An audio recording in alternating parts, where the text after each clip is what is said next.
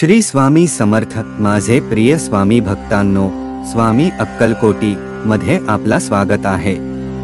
आज मी तुम्हाला श्री गुरुचरित्र अध्याय 48 सोप्या भाषेत सांगणार आहे. ह्या अध्यायाचे पारायण मुळे धन धान्याची समृद्धी होईल, शेती व्यवसायात यश मिळेल. तर ऐकूया स्वामी अक्कलकोटी श्री गुरुचरित्र अध्याय 48. श्री गुरूंच्या कृपाप्रसादाने उदंड पीक आले. श्री गणेशाय नमः. सिद्धाने नाम धारकाला श्री गुरूंची आणखी एक लीला सांगितली. तो म्हणाला, श्री गुरु रोज सकाळी संगमावर अनुष्ठानासाठी जात असत. त्यांच्या जाण्या येण्याच्या मार्गावर एका शूद्राचे शेत होते. श्री गुरूंना पाहताच तो हातातले काम टाकून धावत यायचा आणि त्यांना साष्टांग वंदन करून पुन्हा शेतात जायचा. मध्यान्ह समी श्री गुरु मठात परतायचे तेव्हाही त्यांना सन्मुख जाऊन वंदन करायचा. श्री गुरु त्याच्याशी कधीच बोलत नव्हते. अशा प्रकारे अनेक दिवस हा नमस्काराचा क्रम चालू होता. एके दिवशी श्री गुरु त्याला म्हणाले, तू मला रोज नमस्कार करतोस, तुझ्या मनात काय इच्छा आहे? शूद्र म्हणाला, देवा, ह्या माझ्या शेतात उदंड पीक यावे अशी इच्छा आहे. श्री गुरु म्हणाले, आता शेतात काय पेरले आहेस? शूद्र म्हणाला, यावनाळ पेरले आहे. तुमच्या दर्शनाने पीक चांगले येईल असे वाटते. काही दिवसांनी कणसे येतील. तुम्ही माझ्या शेतावर कृपादृष्टी टाकावी अशी प्रार्थना आहे. श्री गुरु म्हणाले, माझ्या बोलण्यावर तुझा विश्वास आहे. मी जे सांगेन ते दृढभावाने करशील. शूद्र म्हणाला, मला गुरुवाक्य प्रमाण आहे. मी आपला शब्द कधीच मोडणार नाही. श्री गुरु ठीक आहे, आता सांगतो तसे कर.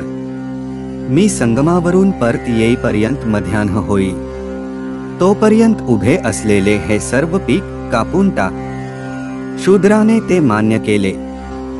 श्री गुरुही अनुष्ठानासाठी संगमावर निघून गेले. शूद्र त्वरेने गावात आला. तेथील अधिकाऱ्याला भेटून म्हणाला, मला शेत कापण्याची परवानगी असावी. मी शेतसारा म्हणून गतवर्षाप्रमाणेच धान्य देई.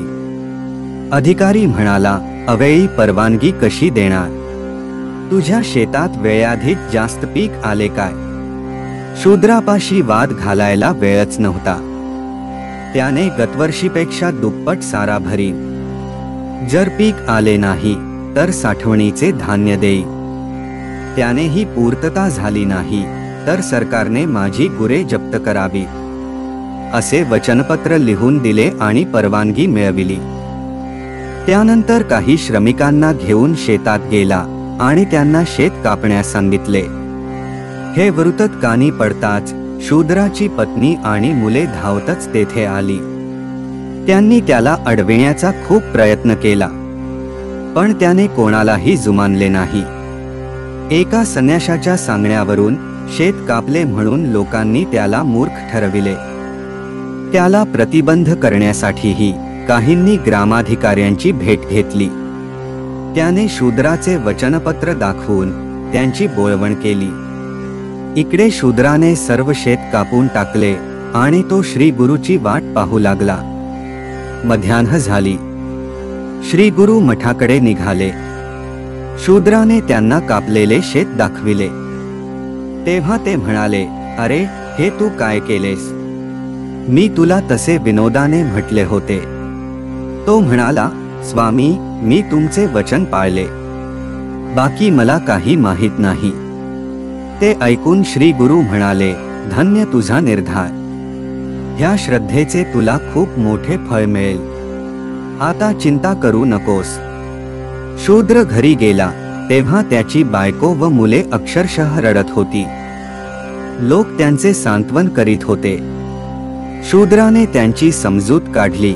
तो म्हणाला, जो गुरुवर विश्वास ठेवून त्यांच्या आज्ञेनुसार वागतो त्याच्या बाबतीत हानी संभवतच नाही. आपल्याला सहस्रपटीत लाभ होईल. फक्त विश्वास ठेवा. त्याने सर्वांना शांत केले. त्यानंतर आठवड्यातच एकाएकी प्रचंड वादळ आले. अतोनात पर्जन्यवृष्टी झाली. गावकऱ्यांची उभी पिके पार उद्ध्वस्त झाली. ओला दुष्काळच पडला. खूप क्षती झाली. त्या पावसाने शूद्राचे शेत मात्र शतपटीने वाढले. शेतामध्ये सर्वत्र कणसेच कणसे दिसू लागली. गुरुकृपेचा तो प्रभाव पाहून शूद्राचे डोळे अक्षरशः भरून आले. ते दृश्य पाहून त्यांची बायको व मुले आनंदाने डोलू लागली. लोकही आश्चर्य करू लागले. शूद्राच्या पत्नीने शेताची पूजा केली. पतीची क्षमा मागितली. त्यानंतर ती दोघे श्री गुरूंच्या मठात आली. त्यांची पूजा केली. श्री गुरूंनी त्यांना विचारले, शेताचे वर्तमान काय आहे? सर्व कुशल मंगल आहे ना? तेव्हा दोघांनाही रडू आले. त्यांनी श्री गुरूचे पाय धरले व म्हणाले, स्वामी, तुम्हीच आमचे कुलदैवता, तुम्हीच कामधेनू. तुमची कृपा झाली. भरून पावलो. श्री गुरु शूद्राला म्हणाले, तू माझा निस्सीम भक्त आहेस. तुझ्या घरी लक्ष्मी अखंड वास करील. महिनाभराने कापणी झाली. गतवर्षीपेक्षा शतपट उत्पन्न आले. शूद्राने अधिकाऱ्याला बोलाविले व म्हणाला, गावात धान्याचा तुटवडा आहे. मी दुप्पट देईन असे म्हणालो होतो, पण आता अर्धे उत्पन्न देतो. ग्रामाधिकारी म्हणाला, तू मनाने खूप मोठा आहेस, गुरुकृपांकित आहेस. कायद्याने जेवढे द्यायचे तेवढेच दे, बाकीचे घरी घेऊन जा. पण त्याला राहवले नाही.